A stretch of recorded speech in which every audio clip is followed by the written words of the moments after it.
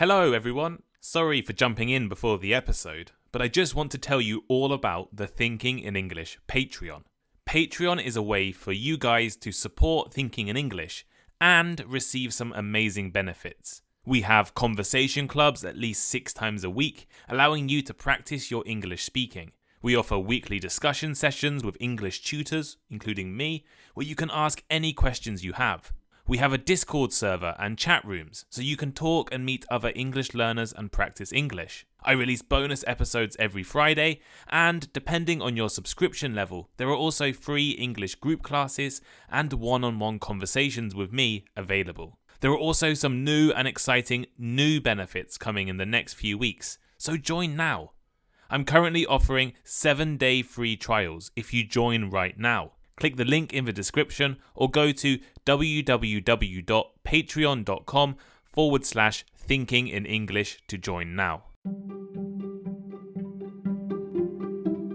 Hello, I'm Tom Wilkinson and welcome to the Thinking in English podcast, a podcast for intermediate to advanced level English learners. From the UK to Japan, to the Caribbean to the Pacific Islands, curry is one of the most popular and loved dishes around the world. For many people, curry is synonymous with Indian food. But did you know that in India, the term curry isn't used in the same way? Today, let's discuss what curry is, how it was invented, and how it has spread around the world. You can find the full transcript for today's podcast over on the Thinking in English blog. The link is in the description. Here is today's vocabulary list. Spice. Spice. A substance made from a plant used to give a special flavour to food. Cinnamon, ginger, and cloves are all spices. Aromatic. Aromatic. Strong, pleasant smelling, usually from food or drink. For example, these coffee beans are incredibly aromatic. Melting pot. Melting pot. A place where many different people and ideas exist together, often mixing and producing something new. For instance, New Orleans is one of the great melting pots of America. Culinary. Culinary. Connected with cooking or kitchens, as in, I went on a culinary tour of Beijing. Homogeneous. Homogeneous. Consisting of parts or people that are similar to each other or are of the same type, as in, the population of the village has remained remarkably homogeneous. Adequately. Adequately. In a way that is enough or satisfactory for a particular purpose. For example, while some patients can be adequately cared for at home, others are best served by care in a hospital. Flavour profile. Flavour profile. The specific combination and characteristics of flavours present in a particular dish or food. As in, the wine's flavour profile has notes of blackberries, dark chocolate, and hints of oak. Subcontinent. Subcontinent. A large area of land that is part of a continent, often referring to South Asia. As in, he has written a book about the history of railways in the Indian subcontinent.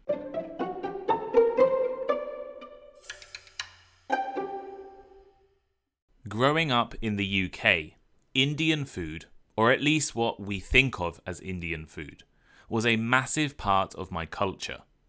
If I went to a restaurant with my family, there was a very high chance it would be an Indian restaurant. If we were to get take-out food, it was probably Indian food.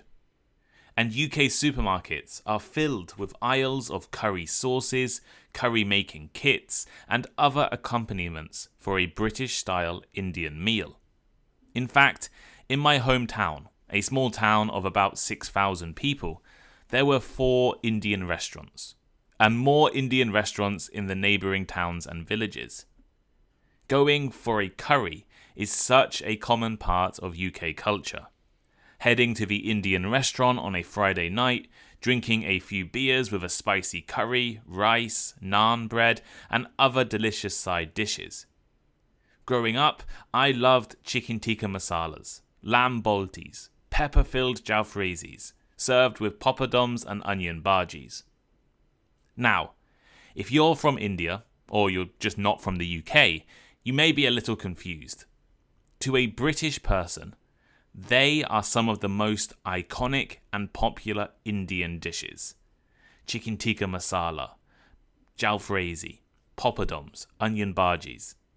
But they were all invented in the UK. At least in the form we have them in the UK. They were invented there. Of course, they were inspired by the dishes and flavours of South Asia, but they were created for the British public by immigrants to the UK. Moreover, the entire concept of curry probably doesn't make much sense in India. It wasn't until I visited India in 2015 as part of a UK government-funded educational trip that I realised the concept of curry doesn't really exist in India. So let's start with a basic question. What is curry? Curry is a flavourful and aromatic dish that originated in the Indian subcontinent, but has gained popularity worldwide. It is a term used to describe a variety of dishes that are prepared with a combination of spices, herbs, and often include vegetables, meat, or legumes. The key ingredient in curry is a blend of spices, sometimes called a curry powder or curry paste. This mixture typically consists of spices such as turmeric, cumin, coriander, ginger, and chili, among others. These spices are combined in different proportions to create unique flavour profiles. Curry can be prepared using different cooking methods, including simmering, sautéing, or stewing. The spices are usually cooked with oil or ghee, which is clarified butter, to release their flavours. It is then combined with various ingredients, such as meat, commonly chicken, lamb, or fish, vegetables, such as potatoes, cauliflower, or spinach, or legumes like lentils and chickpeas. The ingredients are cooked together until they are tender and infused with the flavours of the spices. The resulting curry dish is often served with rice or bread, such as naan or roti, to soak up the sauce. It can have a rich and thick consistency or a lighter, more liquid texture, depending on the specific recipe and regional variation. Curries can vary greatly in taste, colour, spiciness, reflecting the diverse culinary traditions across different parts of India and other countries where curry is enjoyed. Curry has become a popular and versatile dish worldwide, with various adaptations and interpretations found in different cuisines. But, as I mentioned earlier, the word curry is not commonly used in India in the same way it is outside of India. India is full of thousands of unique, varied and delicious dishes, with an incredible variety of cuisines throughout the subcontinent. From the hot southern states to the mountainous Himalayas, India is an incredibly large country. And in the country, there is so much variety. India has deserts, jungles and mountains, mega cities and isolated villages. There are many religions, including Hinduism, Sikhs, Muslims, Christians, Buddhists and Jains, and influences from other great empires from history, including Arab traders, Mughal invaders, and Persian travellers. Out of this diverse melting pot of a society, India has developed one of the most extensive and diverse cuisines on the planet. Each region has its distinct culinary traditions, and the term curry does not adequately capture this vast array of flavours and preparations. Due to its wealth of resources, India attracted the attention of European colonists. The French, Dutch, Portuguese and Spanish all began to trade and settle in areas of the country.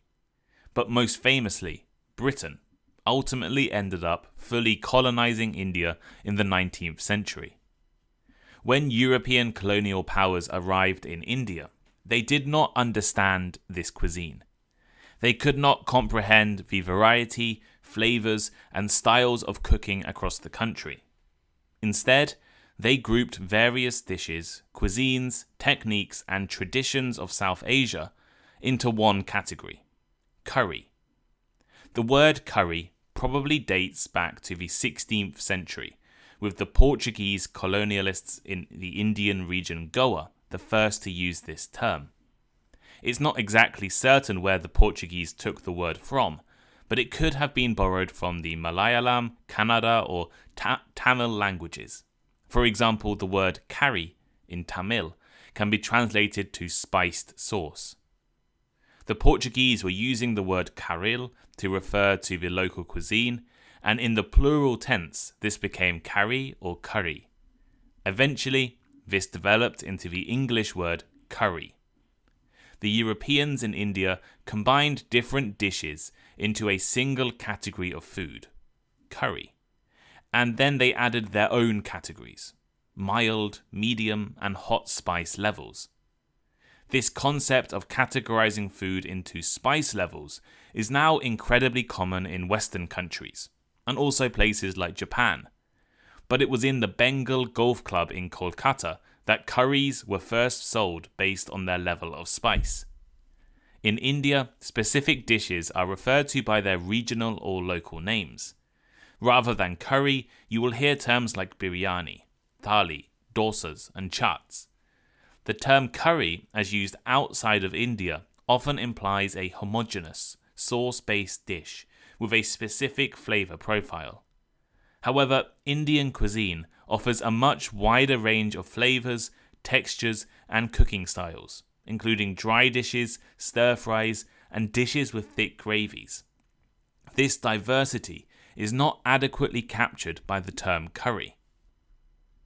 People are often surprised when they hear that chicken tikka masala, a popular curry, was first made in the UK, and was also voted as the national or most popular dish of the UK for many years.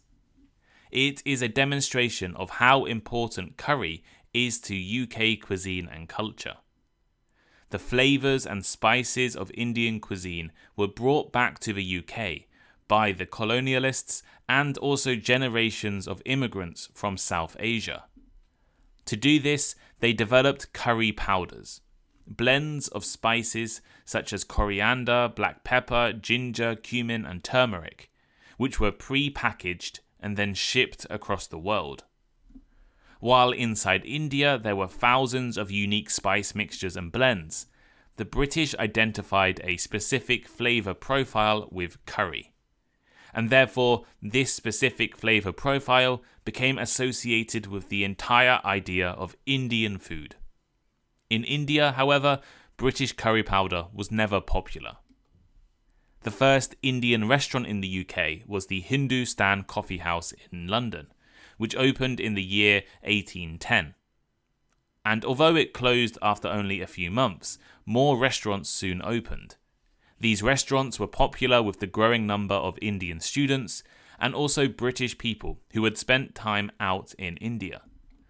Then, after World War II, entrepreneurial Bangladeshi immigrants began to take over some of the restaurants, especially fish and chip shops, that had closed down during the war. In order to make a successful business, they had to create dishes that would appeal to local people, especially working class men. They continued to serve some of the fish and chip shop classic dishes, but would also add curry. Rather than making traditional South Asian curries, these Bangladeshi shop owners would use more local ingredients to the UK and took shortcuts so that dishes could be made quickly and easily.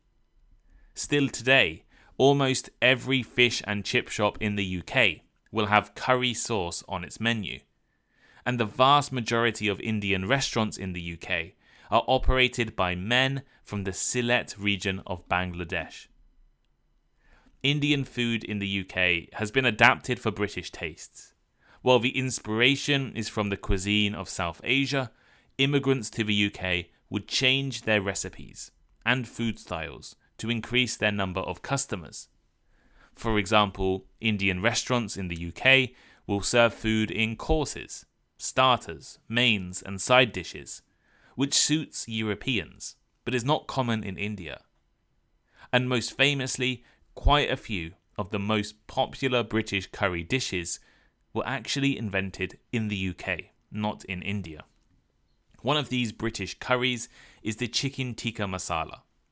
While the precise details may be uncertain, one popular narrative suggests that chicken tikka masala was born out of a fusion of Indian and British culinary influences. One story attributes the creation of chicken tikka masala to an Indian chef in Glasgow, Scotland in the 1960s. As the story goes, a customer in his Indian restaurant complained that the chicken tikka, which is marinated and grilled chicken, was too dry. To address this issue, the chef improvised by adding a spiced tomato-based sauce, perhaps it was even tomato soup, to the chicken tikka, creating a new dish that combined the flavours of Indian spices with a creamy tomato sauce. The customer enjoyed the modified dish and it gained popularity among other customers. And now it is one of the most popular curries, not just in the UK, but in other countries as well. However, as food in the UK has become more international, and the internet and technology has opened up the world to more people, Britain's tastes are beginning to change.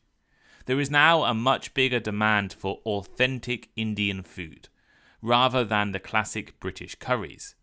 And it means that some of these traditional British Indian restaurants are beginning to close or become less popular, as people want to try real Indian food made in the style of food from India. The UK was not the only destination for Indian immigrants. Thousands of Indian workers moved to other places in the British Empire, like Fiji, the Caribbean, Malaysia, Mauritius, and parts of Africa. And with them, they brought their food heritage. It wasn't just the British colonial powers who spread curry. Portugal controlled Goa in India and used people from there for labour in their colonies in Africa too. While spice stews have existed for thousands of years across the world, in many places, curry is defined by a specific flavour profile. I've eaten Indian food in the UK, Japan, Hong Kong, and Taiwan. And while the experiences were all different, it was clear that they were all inspired by the idea of curry. There was a similar taste, a similar style. And similarly, I've eaten Japanese, Caribbean, and African curries, which don't pretend to be Indian, but are all made with a curry powder or curry powder inspired blend of spices. In Japan, kare raisu, or curry rice, is often considered to be the national dish of the country. That's right, not necessarily sushi is the national dish, but curry rice, because Japanese people eat it so often. Introduced to Japan by the British during the Meiji era, so the late 19th century, Japanese curry differs from Indian curry in terms of flavours and ingredients. It typically features a thick, mildly spicy curry made with ingredients such as onions, carrots, potatoes, and meat, commonly beef, pork, or chicken. Japanese curry tends to have a sweeter and milder taste compared to Indian dishes. It is often served with rice and garnished with pickled vegetables or other toppings like tonkatsu, which is breaded and deep-fried pork cutlet. In Fiji, in the Pacific Islands, Indian immigrants brought with them their techniques, and now curry is one of the most popular dishes on the islands. Fijian curries are influenced by Indian flavours and techniques, but have also developed their distinct character over time. Common ingredients include spices like cumin, coriander, turmeric, and chili, along with local ingredients such as coconut milk, seafood, and root vegetables. Fijian curries are often prepared with a mix of Indian and Fijian spices, and are known for their rich and aromatic flavours. Curry dishes such as chicken curry, fish curry, or goat curry are popular in Fiji and enjoyed with rice, roti, or cassava. Curry also plays an important role in Jamaican cuisine, reflecting the country's historical connection to Indian indentured labourers who arrived in the 19th century. Jamaican curry is known for its vibrant flavours and distinctive spice blends. The main difference between Jamaican and Indian curries lies in that spice composition. Jamaican curry powder typically includes spices like turmeric, cumin, coriander, fenugreek, and allspice, which give it a unique flavour profile. Popular Jamaican curry dishes include curry chicken, curry goat, or curry shrimp, which are cooked with a medley of ingredients such as onions, garlic, thyme, Scotch bonnet peppers, and coconut milk. Jamaican curries often have a spicy kick and are commonly served with rice and peas, roti, or breadfruit. So all of these countries, in completely different parts of the world, have curry as a major component of their culinary traditions, and all of it is due to Indian immigration around the world. So hopefully I've established how curry has spread from India to the rest of the world. But I need to end this episode by saying that there are a few cuisines with curries, at least that's what we call them in English, that are not related to Indian dishes. Thailand, Indonesia, and Malaysia, for example, all have dishes referred to as curry in English, but that have distinct and older lineages, not related to colonialism or Indian immigration, or at least not recent Indian immigration. Although Malaysia does also have a large Indian population, so there is a difference between Malay curries and Indian Malay curries. Thai curries, for example, are known for their vibrant flavours and often incorporate a combination of aromatic herbs, spices, and a paste made from ingredients such as lemongrass, galangal, chili peppers, and shrimp paste. The popular Thai curries include green curry, which is spicy and aromatic, red curry, usually slightly milder, yellow curry, which is mild and fragrant, and massaman curry, which is rich and sweet. We don't really know when these curries from Thailand were first given the name curry, but their ingredients, taste, and style of cooking are all significantly different from most Western people's understanding of curry.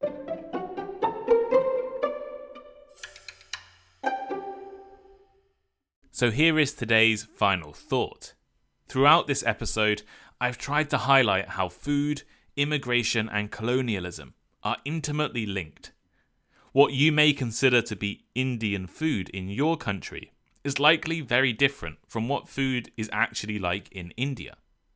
But curry is now one of the most popular dishes around the world. In the UK, almost every week I would cook some version of curry at home. And now I'm in Japan, I eat curry raisu almost every week as well. It really is a demonstration of how, in a relatively short period of time, foods and dishes can spread around the globe, change, and become part of a culinary tradition. But what do you think? Do you like curry? What is your favourite Indian dish? And are Indian restaurants common or popular where you're from? Let me know by leaving a comment on Spotify, a comment on the Thinking in English transcript. There is a free transcript for every single Thinking in English episode. The link is in the description of the podcast. I'm saying this because I did a poll on Spotify on Monday, so 2 days ago, and a lot of people didn't even know I did transcripts. But there's over 300 transcripts available on my website. So yeah, there's a transcript for every single episode for free. Right, you don't have to pay. So go over to thinkinginenglish.blog and search through the articles, and you'll find every single podcast transcript. And you can also reach out to me on Instagram if you want to make a comment about this episode. My Instagram is Thinking in English Podcast. I have a YouTube as well, which is also Thinking in English Podcast, and we are so close to getting monetized on YouTube. So I really would love a few of you to go over, subscribe, and just press play on a few videos, right? And leave it playing for a few hours. And you'll really help us get close to that monetization threshold. Once we can make money on YouTube, I definitely want to start making more content over there, which would be really cool. And if you'd love to support Thinking in English, you can do.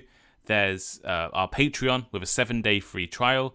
There's conversation clubs every week, question and answer sessions, study groups, and a lot more bonus episodes, and some really cool things that we're thinking and planning of in the next few weeks and months. So please head over to Patreon and subscribe. But thank you all so much for joining today. I hope you have a great week, and I'll see you next time. Goodbye.